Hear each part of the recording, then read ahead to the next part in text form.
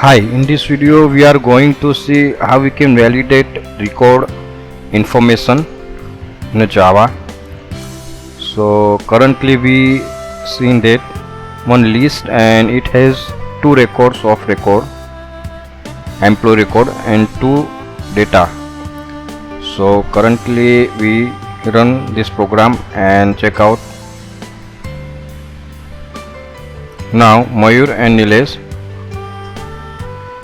who has 40 and 30 age, I want to validate this age in a record public employee, and I want to validate कि under 25th is it not allowed, must be 25th.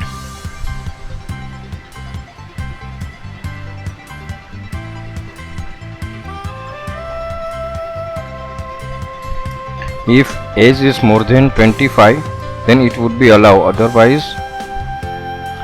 it would generate validation error. So now currently we run this program. Now 40 and 30, now I change here 20, now it would be generate error.